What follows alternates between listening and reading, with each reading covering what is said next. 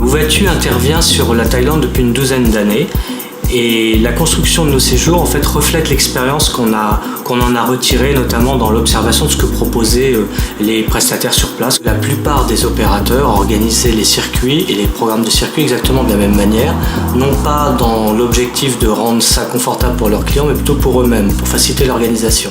Né de ce constat, on a décidé d'essayer de réduire ce qui faisait perdre le plus de temps, c'est-à-dire les temps de transport. Alors, comment on s'y prend ? C'est facile. En arrivant à Bangkok, au lieu de faire le classique, j'arrive à l'aéroport de Bangkok, je perds facilement 2h30, 3h avant de me rendre dans le centre de Bangkok et je commence vaguement mon séjour le lendemain. On arrive à l'aéroport, on prend directement un vol régional pour Chiang Mai, ça dure même pas 1 heure, et on va à partir de Chiang Mai, qui est une ville passionnante où il y a autant de choses culturelles que de vie locale, de marchés, de shopping à faire.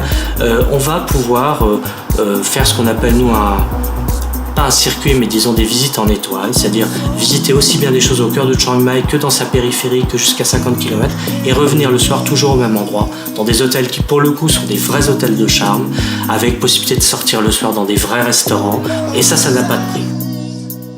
À partir de Chiang Mai, une fois que cette partie du séjour est finie, il y a un aéroport qui dessert à peu près toutes les grandes îles pour faire justement cette escapade balnéaire. Donc c'est très simple, on prend un avion, c'est 55 minutes, 1 heure, 1 heure un quart, et on se retrouve directement pour quelques jours plage dans des endroits qui peuvent être absolument fabuleux.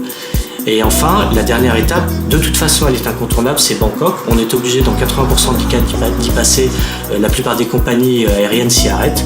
Dans ces cas-là, on va construire un séjour à Bangkok sur le même principe que celui qu'on a construit à Chiang Mai, c'est-à-dire avec des visites en étoile.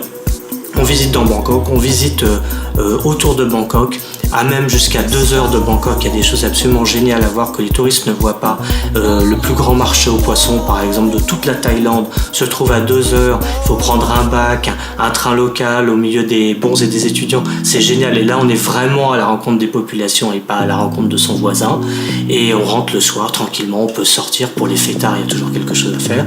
Pour les malades de shopping aussi. Et puis on prend son vol retour. Résultat, on a perdu un minimum de temps dans les transports et on en a visité plus que les autres.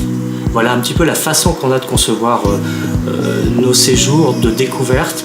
Je voudrais dire que presque le terme circuit, qui donne une notion de circulaire, en fait c'est un terme qui est totalement has-been et ça ne devrait pas exister, tout au moins pour un séjour en Thaïlande, ça n'a plus tellement lieu d'être.